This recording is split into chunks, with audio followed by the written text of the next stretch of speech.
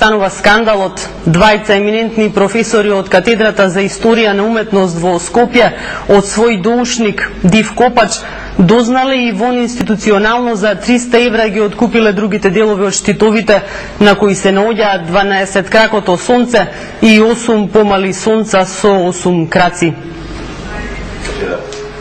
3 бронзени штитови, стари над 2200 години, што се користеле во почесната гарда на македонските антички војници. Случајно во неколку делови ги пронашол Мирко Велјановски од Мариовското село Бонче, работејќи на својата нива. Ова исклучително откритие воредно ги мобилизира археолозите од Прилепскиот завод и музеј. Според археологот Душко Темелковски, вакви штитови со името на македонскиот крал Деметри досега не се пронајдени ниту во Македонија, ниту во соседните земји. Се работи за штитови, на кои што во средишниот дел е представено 12 крако сонце, а наоколу во една низа се распоредени 6 помали 8 краки сонца. Ова се први откритија на македонски штитови кај нас. Нивната вредност е уште поголема, затоа што околу централното средишно сонце стои името на македонскиот крај Деметри, еден од наследниците на тронот на Александар Македонски. Штитови во соседна Грција има откриено, но штит со име на крал досега не е евидентиран. Името на кралот не наведува на предпоставка дека најверојатно станува збор за парами штитови кои што му припаѓале на припадник на гардата на кралот Деметри, а биле положени во неговиот гроб. Целосната конзервација на уникатните предмети, за кои знаат и француските археолози, не е завршена, бидејќи не достигаат уште 6 делови, за кои за 300 евра деновиве требало од Велјановски да ги откупи музејот. Наместо оваа институција, која тешко обезбедува средства за вакви намени, нив вонинституционално се дрзнале и ги откупиле двајца познати скопски професори од Факултетот за историја на уметности и археологија. Во пазарењето учествувал и Прилепски Див Копач. Засега имињата на инволвираните во овој историско-археолошки скандал не се обелоденуваат. Се верува дека 6 делови брзо ќе бидат вратени во Прилепскиот музеј, а по конзервацијата штитовите ќе бидат представени пред македонската и пред светската јавност. Прилепскиот завод и музеј им даде рок на двајцата скопски професори и археолози до вечерва да ги донесат деловите од штитовите на музеот. Канал 5 ги знае имињата на овие професори, но поради исклучителното значење на наодот и деликатноста на проблемот нема да ги објавиме. Инволвираните имаат можност итно, институционално да ги вратат артефактите со огромно значење за Македонија и за светот.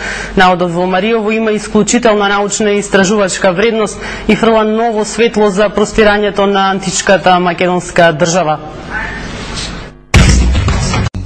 Вести. Мариовските штитови од времето на кралот Димитри од денеска се во рацете на државата. 20 професори кои приватно ги откупија, не ги вратија во Прилепскиот музеј, каде што се и другите делови од штитовите, туку ги однеле во Републичката управа за заштита на културното наследство во Скопје. Зоран Момировски беше во Бонче и разговараше со Мирко Велјановски, на чија нива беа пронајдени вредните археолошки предмети стари над 2000 години. Професорите од Институтот за историја на уметност и археологија Виктор Лилчич и Драги Митревски, кои институционално откупиле делови од 3 бронзени штитови, стари над 2200 години, а припаѓале на гардата од македонските антички војници, се уште ги немаат вратено во Прилепскиот музеј, каде делотив веќе се конзервирани. Од таму велат додека се обезбедуваат дополнителни средства за оваа намена, професорите, без да информираат, за 18.000 денари ги откупиле останатите 6 делови од Мирко Велјановски, кој ги пронашол во својата нива близу Мариовското село Бонче. Од музеот денеска се категорични. Надлежните институции беа информирани за се. Тие треба да стават крај на недоразбирањата. Господинот Паско Кузман од управата за заштита на културното наследство на Република Македонија беше запознат со овие наводи и отприлике пред 1-2-3 недели откако дојде тој на позиција на таа функција и апсолутно беше импресиониран од овие наводи и веднаш рече дека обавезно ќе се обезбедат средства, пошто се стварно тие минимални средства за држава, да се дооткупат, да се докомплетираат сите делови. А предметите се моментално нелike професорите. Меѓутоа се надеваме дека не се надеваме, него веќе ние контактиравме со Паско Кузман, во ред ќе биде сето тоа, ќе се изгледат работите и предметите ќе бидат докомплетирани, односно вратени од страна на професорите кај што му е местото. Во Бонче, каде што живеат 50 на жители, знаат за штитовите со името на македонскиот крал Деметри. Велјановски не крие дека уникатните предмети уште пред 4 месеци случајно ги пронашол. Вели дел од нив ги предадол во музејот, а дел на скопски професори кои го уверувале дека тие и музејот се едно исто. Изедови чував дома и налета ујеваха. Во музејот, да? Во музејот и најајде. А после дојде и професори? Професорите дојде и тие гледа и ваки вакар. Так. Друго. Ти дадоја... Колку ми дадоа, да речеме... Так. Колку видиш да не биди. Мештаните од ова село веруваат, покрај трите бронзени штитови, тука има и златни. Слушнале од дивите копачи кои постојано ги има. А информирани се и за тоа дека токмо професорот Лилчич има проект и треба да работи на ова место каде што се наоѓал главниот град на македонската античка Мерида, Пелагонија. Станува збор за Пелагон, кој во вториот век пред нашата ера имал близу 40.000 жители.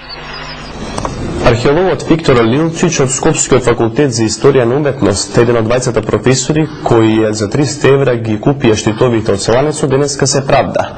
Ги платитме за да не ги купи некој селан друг. Од странецот и штитовите се продавани на интернет. Совеста ми налагаше молскавично да реагирам и да ги откупам исклучително вредните наоди, откако ми известија дека еден од штитовите се продава на интернет. Одговара професор Виктор Лилчич на обвинувањата дека вон институционално од селанец во Старо Бонче откупил 6 фрагменти со револуционарен научен потенцијал. Професорот од Скопската катедра за историја на уметност се повикува на својата докторска титула и во името на истражувањата на летово откриената кропола над Бонче, за да си даде право без колегите од Прилепскиот музеј со кои претходно се договорил да отиде и од селанец да ги откупи фрагментите за 350 евра. Не верувам ни на, реков ли, на Душко Темелковски, нити на Свети Душко, на никого не се верува тука. Значи, видите, накратко, нема тука пристап никој. Двајца професори, доктори, значи, од врвната институција за археологијата, нели, во Република Македонија, доктори, нели, одат на терен, наоѓаат парчиња од штитот, го земаат и го трезорираат во просторите на Филозофски факултет. Другите делови од штитовите се подготвуваат за конзервација во Прилепскиот музеј и завод, каде што на ист начин се откупени. Професор Лилчич предпладне ги предаде вредните артефакти во управата за заштита на културното наследство, наместо според логиката на правото во културата да ги врати во Прилеп, зашто имаше најави од директорот на управата Паско Кузман. Од регистрирањето на исклучителниот наод во јуни, досега неговото згрижување во континуитет неправилно е спроведувано. Неголема дамка на сите професионални влогови става неразбирливата бавна реакција и наводите дека делове штитовите можеле да бидат продадени во Грција. Пронедените штитови на кралот Деметри кај селото Бонче се највалидниот доказ дека на овие простори постоела македонската држава. Според археологот Душко Темелковски, кој ги пронеде штитовите, странските археолози, кога ги виделе, па дури и грчките, без сомневање прифатиле дека се работи за македонски штитови. Нашите колеги што беа, да речеме, и од Грција, конкретно беше вашето прашање, овие штитови, овие наводи, нивното презентирање од наша страна беше прифатено на најкоректен начин, онака како што е нормално. Се прифаќа и од една страна дека и на оваа територија, всушност, ова е сета територија, која што тогаш не постоела границата денешна, била Македонија. Беше презентирана и книга за штитовите. 150 делови од нив се наоѓаат во музејот во Охрид. Кога ќе се реставрираат, за прв пат во светот ќе може да се види како комплетно изгледа штитот на македонската фаланга.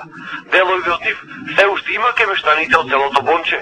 Тие ги кријат, не сакаат да ги дадат, не од аспект некако некаде да ги продадат, да ги отуѓат од државата, меѓутоа се плашат да немаат некои последици.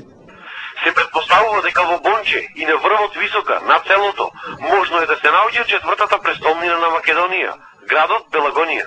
Индициите за постојањето на Пелагонија, значајниот град Пелагонија, не се без основа, независно дали тоа е локалитетот висок или некој сосема друг локалитет на овој простор. Според експертите, државата подитно треба да оддели средства за истражување на овој локалитет, кој може да го даде крунскиот доказ за нашиот идентитет.